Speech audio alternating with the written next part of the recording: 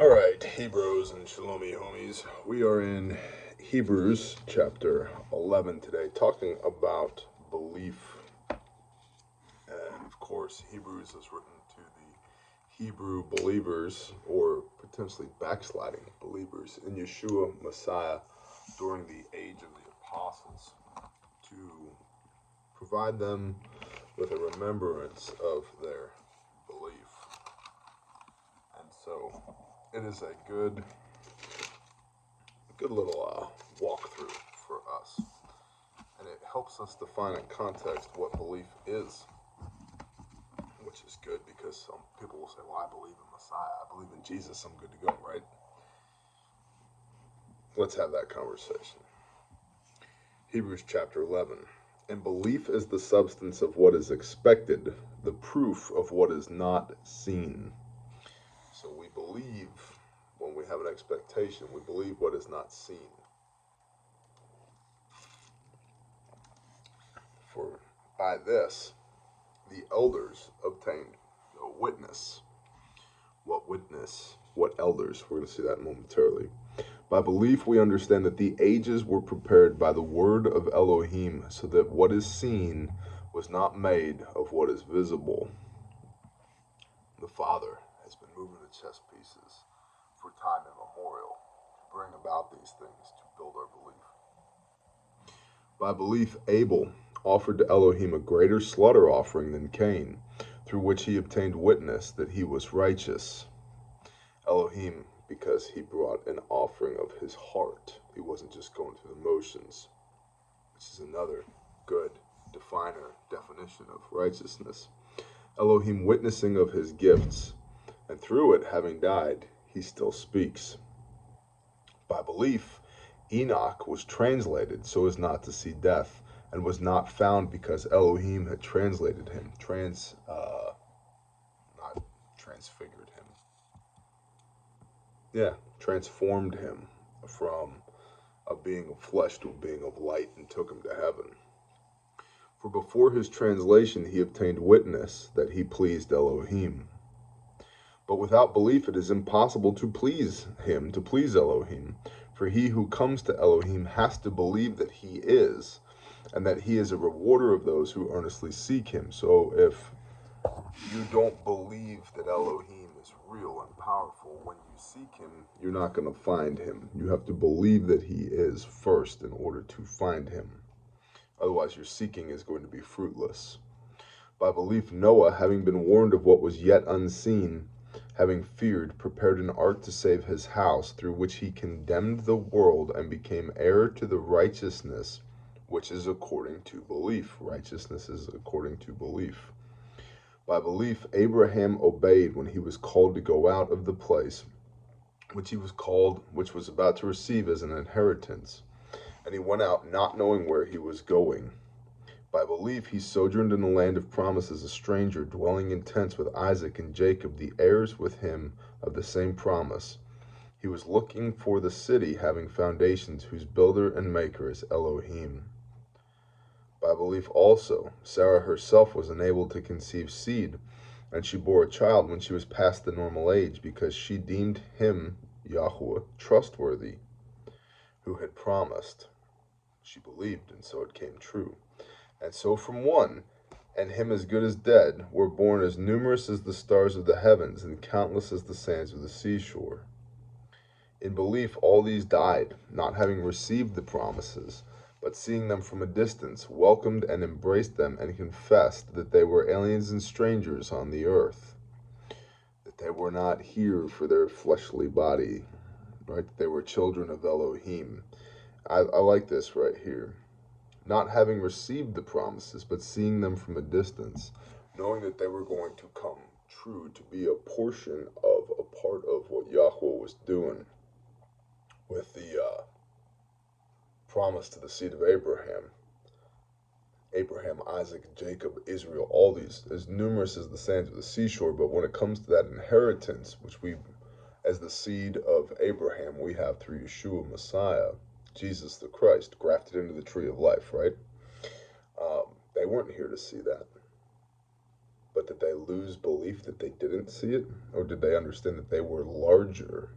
They were a part of something larger than this little short time span that they spend on earth here, right?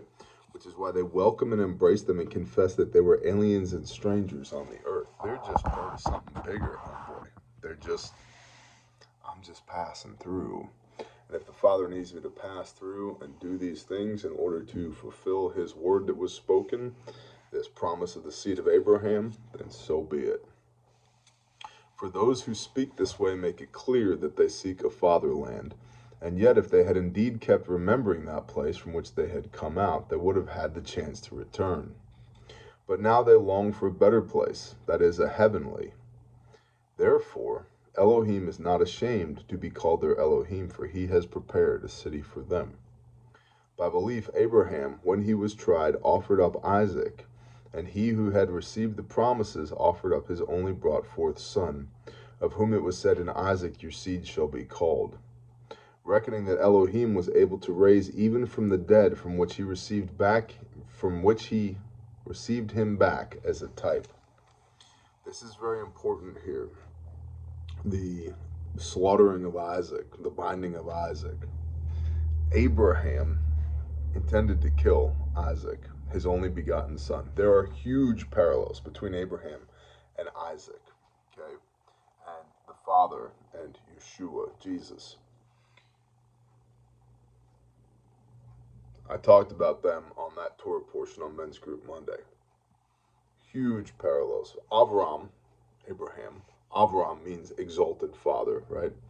Isaac is the child of the covenant. He carries his own wood upon his back for the sacrificial offering, just as Yeshua carried the stake upon his back, right? And Avraham was going to kill Isaac, not because he wanted to, but because Yah told him, and because he believed that the Father would raise him from the dead. And as he raised his hand with that knife to do it, an angel calls out and says, Avraham, and he says, I am here. And he says, stay your hand. The Father has seen that you've been obedient. And as we know with Messiah, that cup did not pass from him. He had to drink of the wrath of the winepress of El Shaddai for us, so that we could have atonement for our sins. So verse 19 here, reckoning that Elohim was able to raise even from the dead, from which he received him back as a type. That's exactly right. Abraham and Isaac are a type of the Father, Yahweh or Elohim, and Yeshua. And Abraham thoroughly believed that he would get Isaac back. By belief, Isaac blessed Jacob and Esau concerning that which was to come. By belief, Jacob, when he was dying, blessed each of the sons of Joseph and did reverence on the top of his staff. I just read this Torah portion. By belief, Joseph, when he was dying, made mention of the outgoing of the children of Israel and gave orders concerning his bones. By belief, Moshe, having been born, was hidden 3 months by his parents. Do you see here that the Father tells people to do something, and it might not make sense, but they do it anyway by belief. And it works out for them. In fact, it works out swimmingly for them. It preserves the Father's seed and allows the Father's will to be made manifest here in this earthly plane because of this obedience. Obedience is tied directly to belief, and belief is not simply thinking with your brain or saying with your mouth. You have to go do the things that the Father told you to do, even if they might seem crazy to you, like all these people here that are being named and having their actions tied to belief. Belief and action go hand in hand. Belief is not understanding with your brain. That's the Greek concept of logos. Belief is doing. You shall know them by their fruits. What are they doing? By belief, Moshe, having been born, was hidden 3 months by his parents, because they saw he was a comely child, and were not afraid of the king's command. By belief, Moshe, having become great, refused to be called the son of the daughter of Pharaoh, choosing rather to be afflicted with the people of Elohim than to enjoy the pleasures of sin for a time, deeming the reproach of Messiah greater riches than the treasures in Mitzrayim, for he was looking to the reward. By belief, he left Mitzrayim, Egypt, not fearing the wrath of the king, for he was steadfast, seeing him, Yahweh, who is invisible. That verse right there is for all y'all who are like, I want to come out of her, my people. I want to coup him, come out of her, my people. But I just can't. You don't understand. By belief, he, Moses, left Mitzrayim, left Egypt, not fearing the wrath of the king, for he was steadfast as seeing him, Yahweh, who was invisible. He had faith. He believed. By belief, he performed the Passover and the sprinkling of blood, lest he who destroyed the firstborn should touch them. By belief, they passed through the Red Sea. And by the way, oh, you have belief? By belief, he performed the Passover.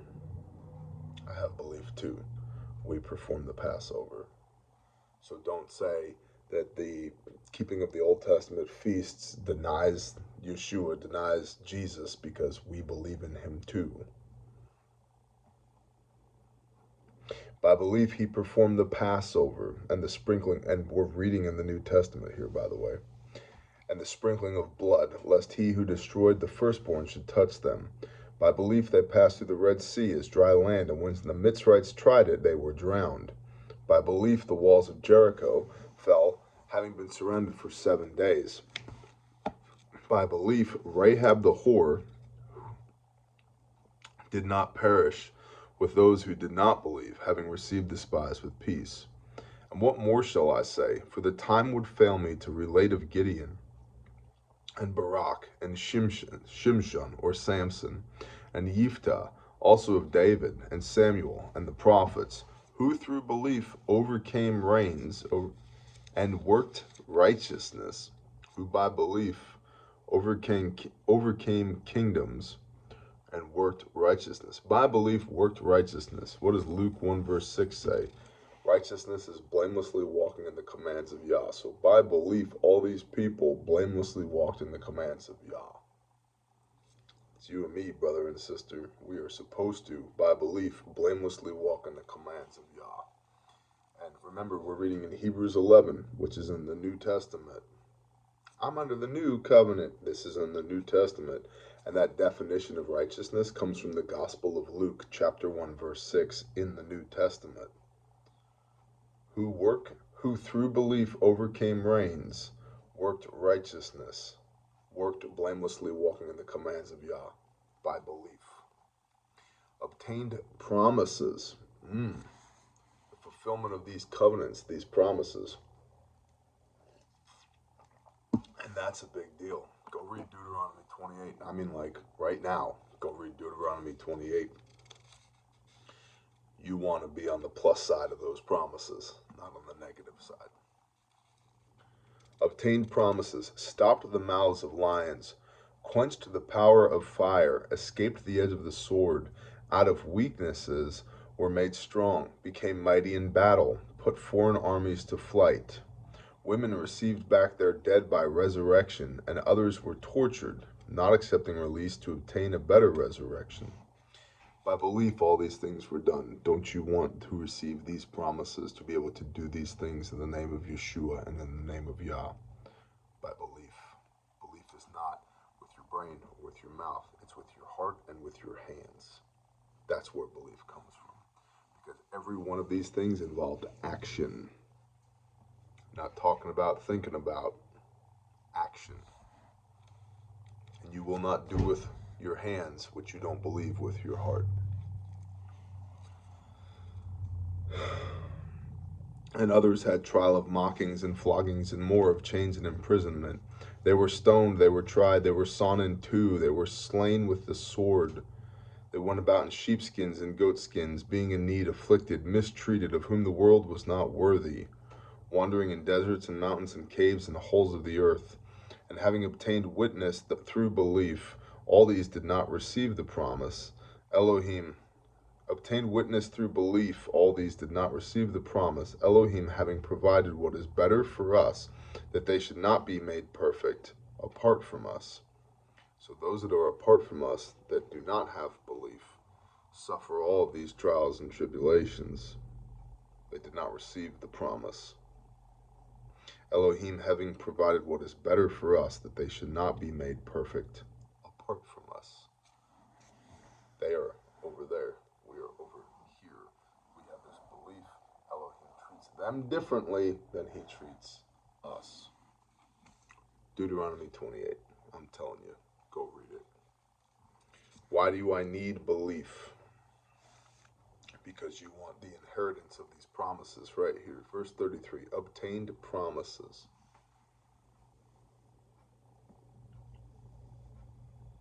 And belief is faith in action. Again, it's not saying with your mouth or thinking with your mind. It's doing with your hands, and that only happens when your heart is in agreement with your hands. Who through belief worked righteousness. Verse 33. Luke 1 verse 6. Blamelessly walking in the commands of Yah. And who through belief blamelessly walked in the commands of Yah, did the things, used their heart and their hands to put a smile on the Father's face. Bless y'all. Shalom.